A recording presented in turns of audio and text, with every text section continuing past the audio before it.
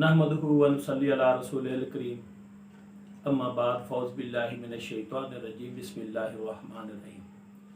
मैं Mohammad Murtaza Wattoo SST science government model city high school Bahawal नगर।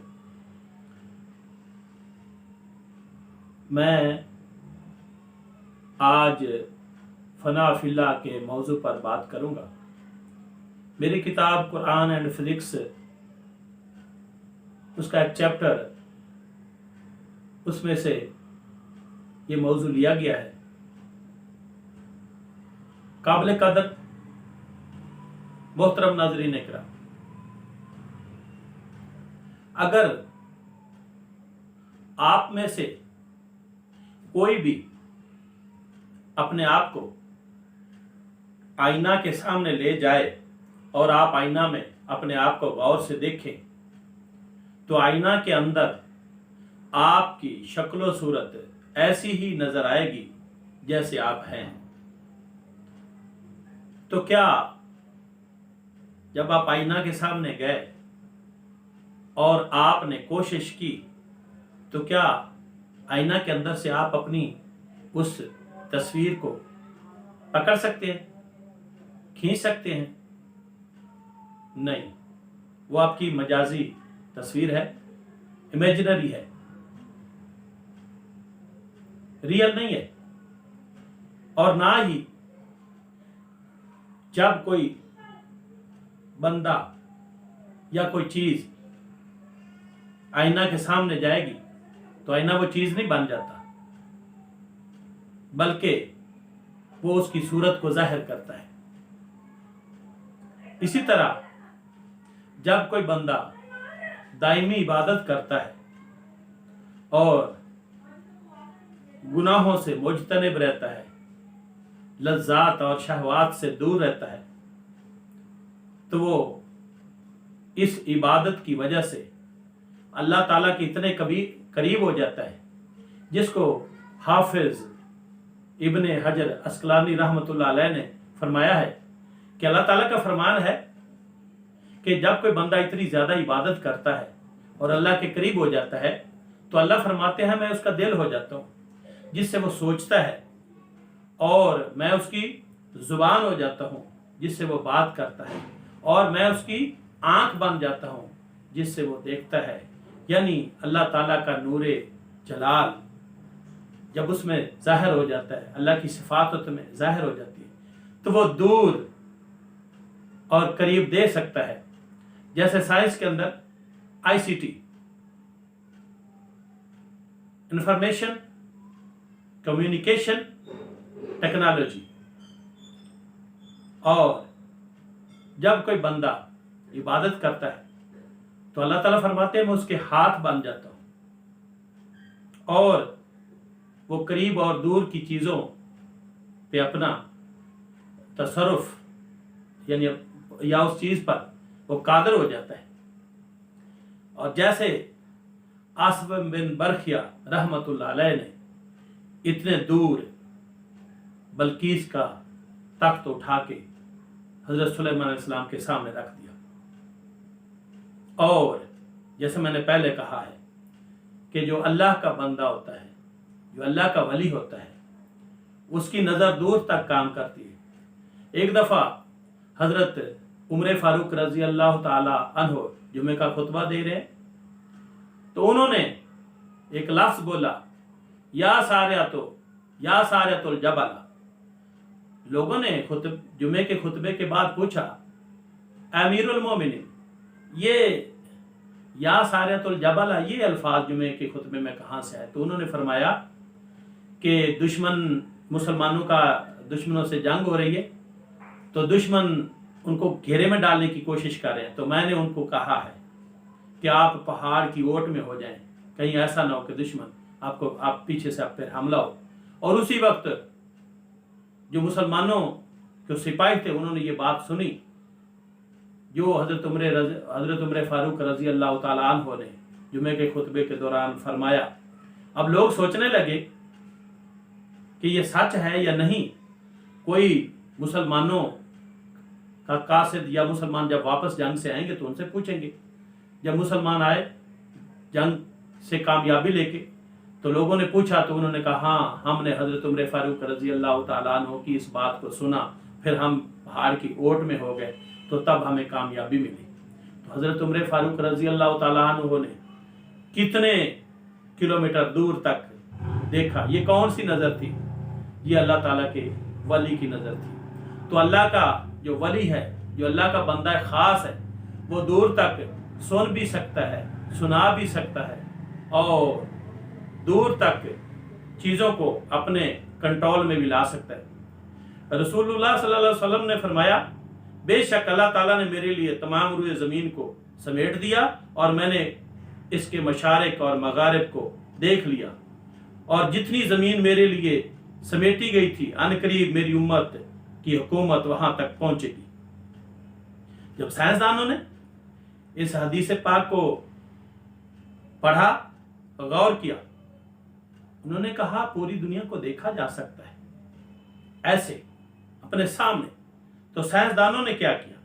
साइंसदानों ने globe बना दिया। आज ग्लोब की मदद से साइंसदान पूरी दुनिया को देख सकते हैं। वो देख सकते हैं कि इस वक्त सूरज किस मुल्क के ऊपर खड़ा हुआ है और किस मुल्क का कितने बजे हैं, कितना टाइम क्या हुआ है। तो ये जमीन की पैमाइश कर सकते हैं। साइंसदानों ने बेशुमार सैटेलाइट्स, मसनूई सैटेलाइट्स खला में छोड़े। जीपीएस, ग्लोबल पोजीशनिंग सिस्टम, ये एक नेविगेशन सिस्टम है। 24 सैटेलाइट है जो ज़मीन के साथ हरकत कर रहे हैं और 3.87 किलोमीटर पर सेकंड की स्पीड से ये ज़मीन के साथ हरकत कर रहे हैं। और ये दिन में 2 मरतबा इनकी ये हरकत होती है। सतह ज़मीन पर या हवा में किसी भी चीज़ की किसी भी जगह पर ये उसकी पोजीशन को, किसी भी चीज़ की पोजीशन को मालूम कर सकते हैं। हत्ता कि आप सफ़र कर रहे हैं, आप मैप खोलें, अपनी वो पोजीशन या वो जगह जहां आपने जाना है वो लिखें, तो आपको पता चल जाएगा कितने किलोमीटर बाकी हैं, कितने टाइम में आप पहुंचेंगे। ये क्या है? ये सब साइंटिफिक का निज़ाम है। लेकिन मुसलमान तो कुरान को गौर से पढ़ता ही नहीं है ना, मुसलमान तो सोचता ही नहीं है ना। और जहां हम बात कर रहे थे फना फिल्ला की, कि अल्लाह की इबादत करने से आदमी फना फिल्ला हो जाता है और सारी चीज़ें उसके कंट्रोल में आ जाती हैं। क्या आजकल वली मौजूद हैं? मैंने एक वीडियो देखी, एक पीर साहब पहाड़ों में खड़े होके फूंके मार रहे हैं और एक पाक पतन में बंदा, उसको वो दिखाए जा रहे कि उसके अंदर से जी कील निकले, उसने फूंके मारे। और एक यूनुस अलगोर साहब है, बैठे हैं बरतानिया में, आओ जी हम अल्लाह से मुलाकात करवा देते, अल्लाह से मिला देते। और गौर शाही साहब जो चांद में जाके बैठ गए।